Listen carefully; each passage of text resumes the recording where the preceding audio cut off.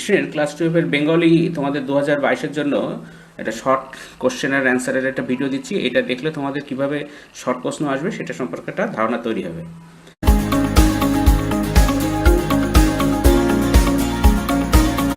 দেখো, এটা set on.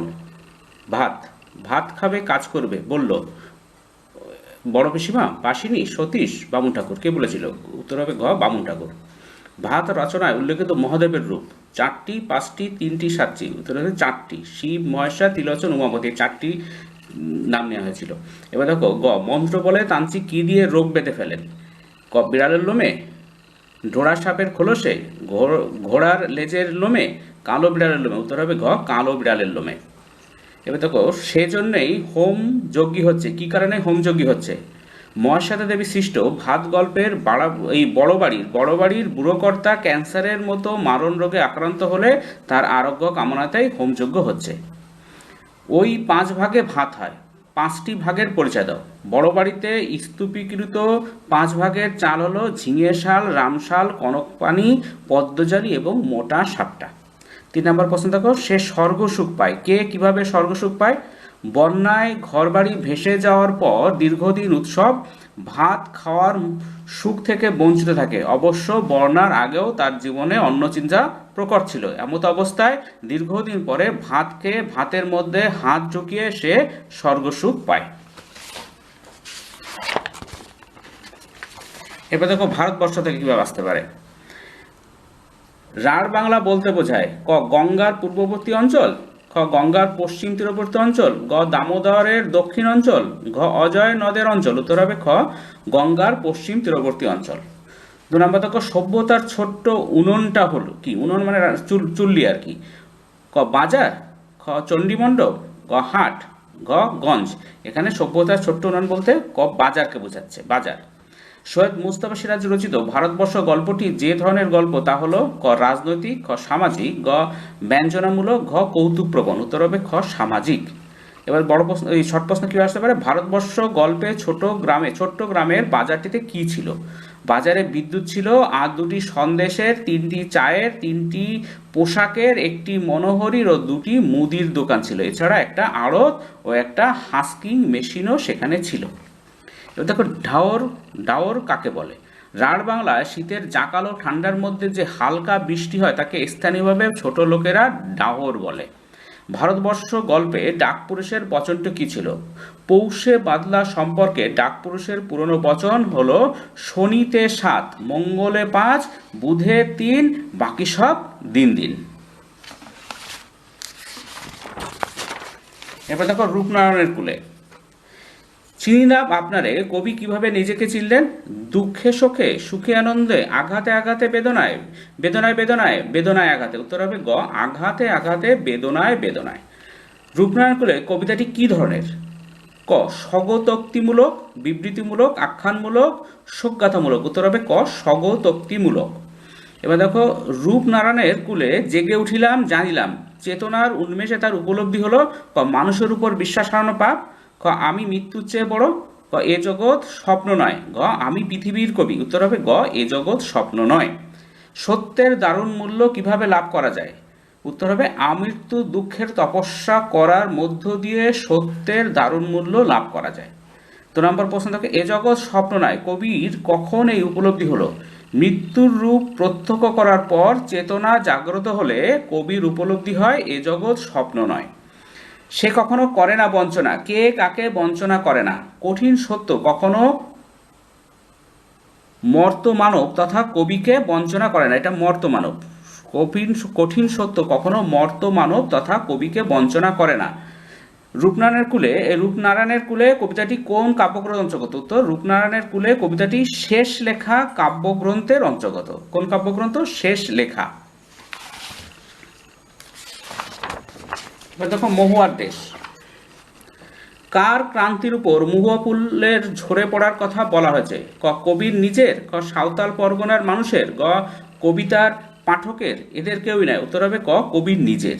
2 নম্বর দেখো, মহুয়ার দেশ কবিতাটির ক্ষেত্রভূমি কোনটি? ক, পশ্চিমবঙ্গের বীরভূম, খ, পশ্চিমবঙ্গের মুর্শিদাবাদ, ঘ, ঝাড়খণ্ডের সাঁওতাল পরগনা, ঘ, বিহারের পূর্ণিয়া। উত্তর হবে গ, ঝাড়খণ্ডের সাঁওতাল পরগনা।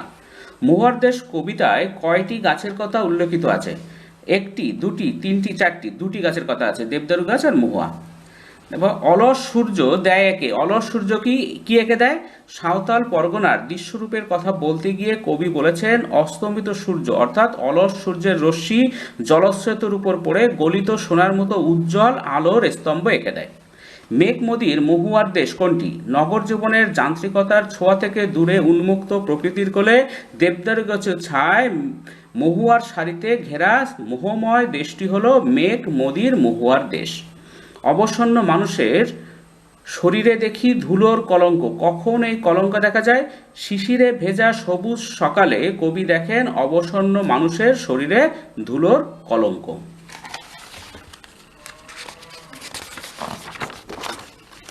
এরপর দেখো, আমি দেখি আরোগ্যের জন্য যা প্রয়োজন। গাছের সবুজটুকু অক্সিজেন, গাছ দেখে যাওয়া, বাগানে গাছ বসানো। উত্তর হবে গাছের সবুজটুকু, ক গাছের সবুজটুকু। বহুদিন জঙ্গলে যায়নি, কবি থাকেন কোথায়? গ্রামে, গঞ্জে, মফস্বলে, শহরে? উত্তর হবে ঘ শহরে। তাই বলি গাছ তুলে আনো, কবি গাছ বসাতে চান পথের ধারে, বাড়ির ছাদে, বাগানে, টবে? উত্তর হবে গ বাগানে। বহুদিন জঙ্গলে কাটেনি দিন, কবির দীর্ঘদিন জঙ্গলে থেকে দূরে থাকার কারণ কি? কবি শক্তি চট্টোপাধ্যায় নাগরিক জীবনের কবি সভ্যতার অগ্রগতির সঙ্গে সঙ্গে, কবি শক্তি চট্টোপাধ্যায় নাগরিক জীবনের কবি, এখানে দাঁড়িয়ে হবে নাগরিক জীবনের কবি, সভ্যতার অগ্রগতির সঙ্গে ধীরে ধীরে মানুষ সবুজ প্রকৃতির পরিমাণ ক্রমশ হ্রাসমান হয়ে পড়ায় ও প্রতিদিনের কর্মব্যস্ততার কারণে দীর্ঘদিন তার পক্ষে জঙ্গলে যাওয়া সম্ভব না হয় তিনি দীর্ঘকাল জঙ্গল থেকে দূরে আছেন। দেহ চায় সবুজ বাগান বলার কারণ কি? নগর সভ্যতার পত্তনের সঙ্গে সঙ্গে নগরবাসী প্রকৃতির সঙ্গে সকল সম্পর্ক ছিন্ন করে ক্লান্ত অবসন্ন হয়ে পড়েছে, অথচ সবুজ গাছই পারে মানুষকে দৈহিক প্রশান্তি প্রদান করতে। তাই কবির দেহ চায় সবুজ বাগান। আমি দেখি কবিতায় কোন জীবনের প্রতি কবির আস্থাহীনতার ভাবটি প্রকাশিত হয়েছে? আমি দেখি কবিতায় নগর জীবনের প্রতি কবির আস্থাহীনতার ভাবটি প্রকাশিত হয়েছে। এরপর দেখো, ক্রন্দনরতা জননীর পাশে। আমার বারুদ কথাটির অর্থ হলো ক কবির প্রতিবাদ, খ কবির দর্শন, গ কবির অনুভব, ঘ কোনোটি না। উত্তর হবে ক কবির প্রতিবাদ। যা পারি কেবল তা জাগে, ক কবিতায়, বিবেকে, চেতনায়, ভাবনায়? উত্তর হবে ক কবিতায়। ক্রন্দনরতা জননী হলেন ক কবির মা, শহীদের মা, কবির স্বদেশ মা? উত্তর হবে গ কবির স্বদেশ। ক্রন্দনরতা জননীর পাশে থাকতে না পারলে কবির কি মনে হবে? ক্রন্দনরতা জননীর পাশে না থাকতে পারলে কবির মনে হবে তার লেখালেখি মানে সাহিত্য চর্চা, গান গাওয়া কিংবা আঁকাআঁকি সবই বৃথা। ক্রন্দনরতা জননীর পাশে কবিতাটির প্রেক্ষাপট কি লেখো? একবিংশ শতাব্দীর প্রথম দশকে মানে 2006 সালে পশ্চিমবঙ্গের সিঙ্গুরের এক বিস্তীর্ণ অঞ্চল জুড়ে কৃষি ও শিল্পের সংঘাতে দ্বন্দ্বময় পরিবেশ সৃষ্টি হয়। এই সময় কৃষি জমিতে শিল্প কারখানা নির্মাণকে কেন্দ্র করে যে অচল অবস্থার সৃষ্টি হয় সেই অবস্থাকে বিদ্ধ করে ক্রন্দনরতা জননীর পাশে কবিতাটি রচিত। যা পারি কেবল কে কি পারেন? কবি মৃদুল দাশগুপ্ত সংগঠিত অন্যায়ের বিরুদ্ধে সরাসরি প্রতিবাদ জানাতে পারেন। এক্ষেত্রে তার হাতিয়ার হলো তার কলম এবং মাধ্যম হলো কবিতা। এবার দেখো নাটক থেকে, বিভাব নাটক থেকে। মা ব্রুয়াত সত্যম অপ্রিয়ম কথাটির অর্থ কি? ক মা সত্য অপ্রিয় হলেও বলো, খ অপ্রিয় সত্য বলো না, গ মা যা সত্য তাই অপ্রিয়, মা অপ্রিয় সত্য বলেন? উত্তর হবে খ অপ্রিয় সত্য বলো না। মা ব্রুয়াত সত্যম অপ্রিয়ম কথাটার অর্থ হচ্ছে অপ্রিয় সত্য বলো না।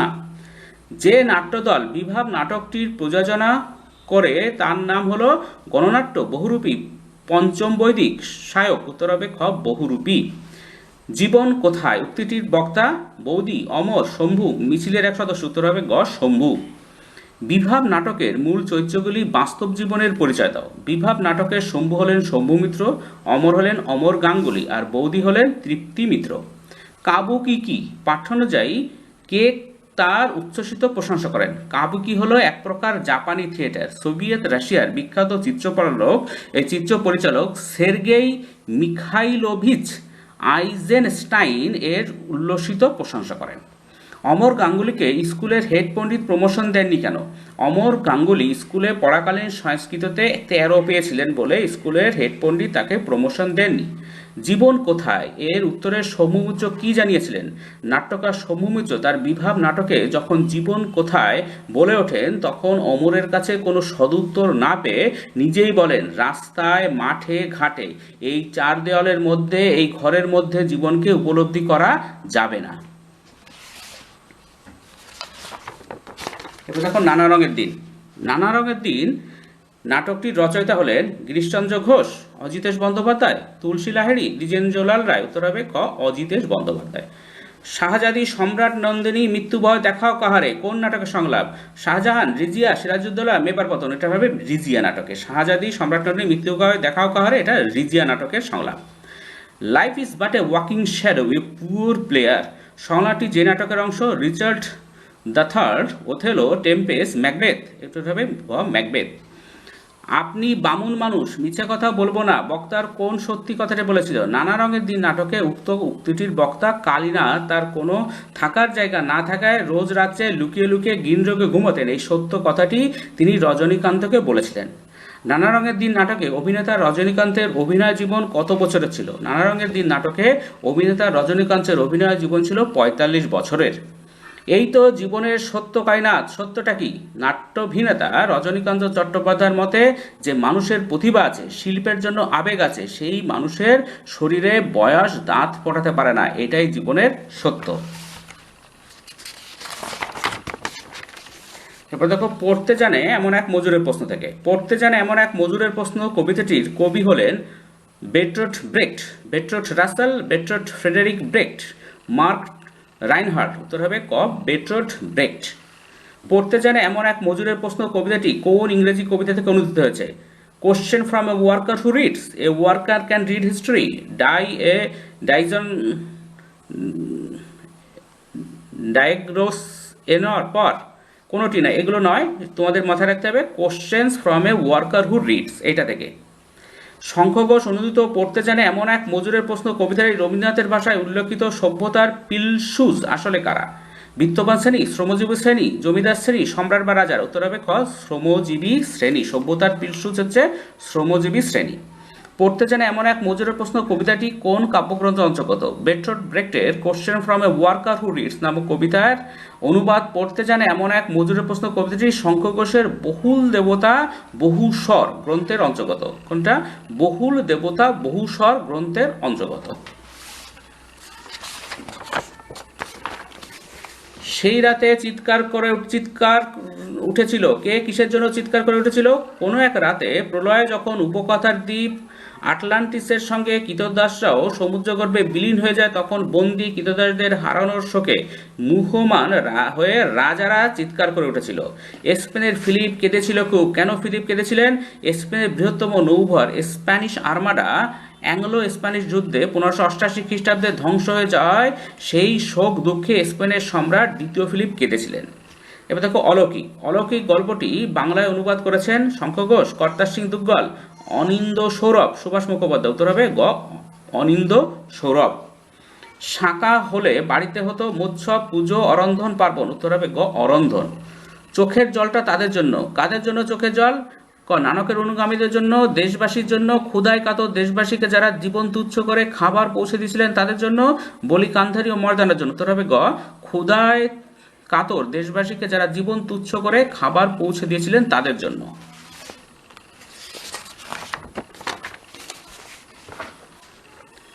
আমি পীর নানকের সঙ্গী এই বলে কে কখন নিজের পরিচয় দিয়েছে? গল্পকার কর্তার সিং দুগ্গল রচিত অলৌকিক গল্পে গুরু নানকের অন্যতম শিষ্য মর্দানা দরবেশ বলি কান্ধারির কাছে জলের প্রত্যাশায় গিয়ে পীর নানকের সঙ্গী বলে নিজের পরিচয় দিয়েছে। শাঁকা কি? কোনো ন্যায়সঙ্গত অধিকার অর্জনের জন্য বা কোনো মহৎ উদ্দেশ্যকে সামনে রেখে আত্মবলিদানের ঘটনাকে পাঞ্জাবি ভাষায় বলা হয় শাঁকা। আমার চোখে জল, বক্তার চোখে কেন জল এলো? অলৌকিক গল্পে ক্ষুধা তৃষ্ণায় কাতর দেশপ্রেমীদের খাদ্য ও জলের যোগান দেওয়ার জন্য চলন্ত ট্রেনের সামনে রেল লাইনে শুয়ে থেকে পাঞ্জা সাহেবের সাধারণ মানুষের যে আত্মবলিদানের কাহিনী গল্প কথক শোনেন তা স্মরণ করে তার চোখে জল আসে। এবার দেখো ভাষা বিজ্ঞান ও তার বিভিন্ন শাখা, এখান থেকে কি প্রশ্ন আসতে পারে। ফোনেটিক্স এর বাংলা প্রতিশব্দ হলো ধ্বনিতত্ত্ব, ধ্বনিবিজ্ঞান, রূপতত্ত্ব, ধ্বনি প্রক্রিয়া, উত্তর হবে ধ্বনি বিজ্ঞান। ল্যাঙ্গুয়েজ অ্যান্ড মাইন্ড নামক গ্রন্থির রচনাকার ম্যাক্স মুলার, শ্বশুর, চমস্কি, রুমফিল্ড, এটা হচ্ছে শ্বশুর। ল্যাঙ্গুয়েজ অ্যান্ড মাইন্ড নামক গ্রন্থিটির রচনাকার শ্বশুর। এরপর দেখো লাং ও প্যারোল এর কথা যিনি বলেন, অ্যাবারক্রম্বি, উইলিয়াম জোন্স, চমস্কি, ফার্দিনান্দ দা শ্বশুর, উত্তর হবে ফার্দিনান্দ দা শ্বশুর। লাং ও প্যারোলের কথা বলেন ফার্দিনান্দ দা শ্বশুর। এবার দেখো ল্যাট, এলএডি, ল্যাট কি? নোয়াম চমস্কি মানুষের ভাষা শিক্ষার সামর্থ্য বিষয়ে অনুসন্ধান তথা আলোচনার সময় এই সিদ্ধান্তে আসেন যে মানব মস্তিষ্কের মধ্যেই তার ভাষা শিক্ষার সামর্থ্য কেন্দ্রীভূত হয়েছে, তাই মস্তিষ্ককে তিনি ভাষা শিক্ষার উপায় বা যন্ত্র হিসেবে চিহ্নিত করে এর নাম দিয়েছেন ল্যাট, ল্যাঙ্গুয়েজ অ্যাকুইজিশন ডিভাইস। এবার ল্যাসের পুরো কথাটা কি? LAS, language acquisition system. Style is the man himself, বক্তব্যটিকার, ফরাসি প্রকৃতিবিদ, গণিতজ্ঞ, বিশ্বতত্ত্ববিদ তথা লেখক George Louis Leclerc comte de Buffon প্রশ্নোদ্ধৃত বক্তব্যটির বক্তা। শৈলী বা স্টাইল কি? এক ধরনের ব্যতিক্রমী প্রকাশভঙ্গি যা ব্যাকরণ বহির্ভূত কিন্তু যুগ পরিবেশে অপরিহার্য, তাকে শৈলী বলা হয়। মূলত একজন লেখকের মনন, চিন্তন, অনুভব ও উপলব্ধির নিজস্ব যে রীতি তারই প্রকাশ হলো শৈলী। এবার দেখো ধ্বনিতত্ত্ব থেকে কি প্রশ্ন আসতে পারে। মান্য বাংলা স্বরধ্বনির সংখ্যা 7টি, 8টি, 6টি, 11টি, উত্তর হবে ক 7টি। একটি তাড়িত ধ্বনি হলো ঝ, ম, ইয়, ঢয়শূন্য রয় হস, এটা ঢয়শূন্য রয় ঘ, ঢয়শূন্য রয় হস, এটা তাড়িত ধ্বনি হচ্ছে ঢয়শূন্য রয় হস। এবার দেখো বাংলায় শাসাঘাত সর্বাধিক প্রযুক্ত হয় প্রথম দলে, দ্বিতীয় দলে, তৃতীয় দলে, চতুর্থ দলে, উত্তর হবে প্রথম দলে, ক প্রথম দলে।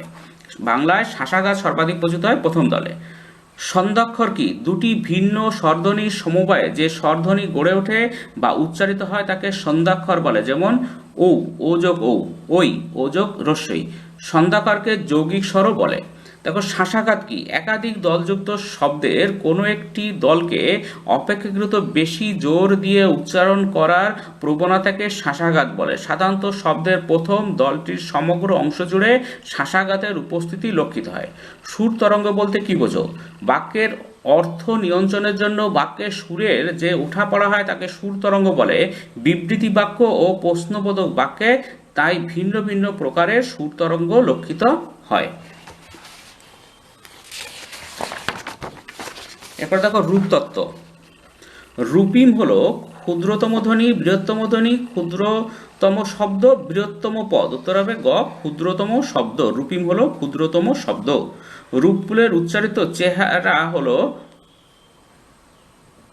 সহরূপ, রূপ, দল, পদ, উত্তর হবে খ রূপ। প্রত্যয় শব্দটির ইংরেজি প্রতিশব্দ হলো সাফিক্স, প্রেফিক্স, স্টেম, ইনফ্লিক্স, উত্তর হবে ক সাফিক্স। দুটি রূপের সমবায়কে বলে সমন্বয়ী রূপমূল, জটিল রূপমূল, মিশ্র রূপমূল, শূন্য রূপ, উত্তর হবে গ মিশ্র রূপমূল। দুটি রূপমূলের সমবায়কে বলে মিশ্র রূপমূল। ফেসবুক হলো এক প্রকার নব্য শব্দ প্রয়োগের উদাহরণ, বর্গান্তরের উদাহরণ, ক্লিপিংসের উদাহরণ, মুন্ডমাল শব্দের উদাহরণ, উত্তর হবে নব্য শব্দ প্রয়োগের উদাহরণ। ফেসবুক হলো এক প্রকার নব্য শব্দ প্রয়োগের উদাহরণ। একটি জোড় কলম শব্দের উদাহরণ হলো বুগা বাগা, বাড়িওয়ালা, হাঁসঝাড়ু, ভরসন্ধে, উত্তর হবে গ হাঁসঝাড়ু। একটি জোড় কলম শব্দের উদাহরণ হলো হাঁসঝাড়ু। রূপ কি? ভাষায় সবচেয়ে ছোট অর্থপূর্ণ একক হলো রূপ।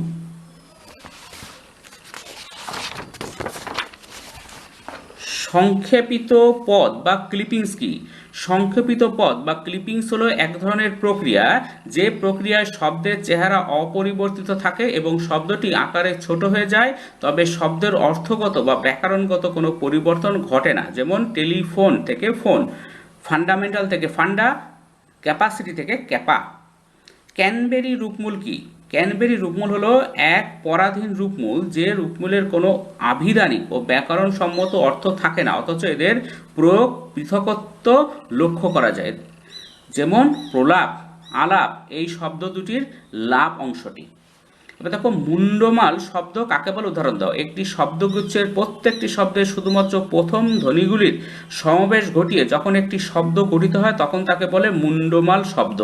মুন্ডমাল শব্দের ব্যবহার ইংরেজি ভাষায় বেশি, যেমন VIP very important person, DM district magistrate প্রভৃতি। প্রত্যয় কাকে বলে উদাহরণ দাও। শব্দ বা ধাতুর সঙ্গে যে বর্ণ বা বর্ণ সমষ্টি যুক্ত করে নতুন শব্দ গঠন করা হয় তাকে বলে প্রত্যয়, যেমন দা যোগ তব্য, দাতব্য, দা প্রত্যয় দাতব্য। এবার দেখো বাক্যতত্ত্ব। একটি সার্থক বাক্যের দৃষ্টান্ত হলো সে বই পড়ি, সে বই পড়ে, সে পড়ে বই, সে বই পড়ে। কোনটি না? তোর হবে গ, সে বই পড়ে। যে যায় লঙ্কায় সে হে রাবণ, এটি সরল বাক্য, যৌগিক বাক্য, মিশ্র বাক্য, জটিল বাক্য। তোর হবে গ, জটিল বাক্য। যে সব প্রক্রিয়া বাক্যের চেহারা বদলে দেয় তাকে বলে সংবর্তন, সংযোজন, ব্যাকরণ, রূপান্তর। উত্তর হবে সংবর্তন। যে সব প্রক্রিয়া বাক্যের চেহারা বদলে দেয় তাকে বলে সংবর্তন। বাংলা ভাষাকে এস ও ভি ভাষা বলা হয় কেন? বাংলা ভাষায় স্বাভাবিক পদক্রমটি হলো কর্তা কর্মক্রিয়া, অর্থাৎ সাবজেক্ট, তারপরে অবজেক্ট, তারপরে ভার্ব। এই ক্রম অনুযায়ী বাংলা ভাষাকে বলা হয় এস ও ভি ভাষা। ইংরেজি ভাষাকে এস ভি ও ভাষা বলা হয় কেন?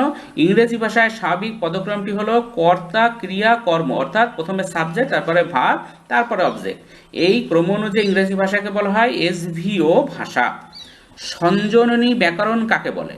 সমস্ত বাক্য কিভাবে সংজাত হয় সেই সম্পর্কে আলোচনা করা হয় যে ব্যাকরণে, তাকে সঞ্জননী ব্যাকরণ বলা হয়। একবার শোনো, সমস্ত বাক্য কিভাবে সংজাত হয় সেই সম্পর্কে আলোচনা করা হয় যে ব্যাকরণে, তাকে সঞ্জননী ব্যাকরণ বলা হয়।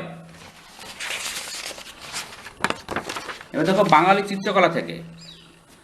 মোগল চিত্রকলা বিকাশ লাভ করেছিল জাহাঙ্গীরের সময়, ঔরঙ্গজেবের সময়, আকবরের সময়, শাহজাহানের সময়। উত্তর হবে গ, আকবরের সময়। বাংলার পট প্রবন্ধটির লেখন গোপাল সেন, অমূল্য গোপাল সেন, অমূল্য সেন। উত্তর হবে খ, অমূল্য গোপাল সেন। বাংলার পট প্রবন্ধটির লেখক অমূল্য গোপাল সেন। অভিধানে পট শব্দটির অর্থ পতাকা, পুস্তক, চিত্র, সঙ্গীত। উত্তর হবে গ, চিত্র। কাদের উদ্যোগে কলকাতায় প্রথম লিথোগ্রাফি প্রেস প্রতিষ্ঠিত হয়? মাদাম বেলনস ও শ্যাভিসাকের উদ্যোগে কলকাতায় প্রথম লিথোগ্রাফি প্রেস প্রতিষ্ঠিত হয়। ভারতমাতা কার আঁকা ছবি?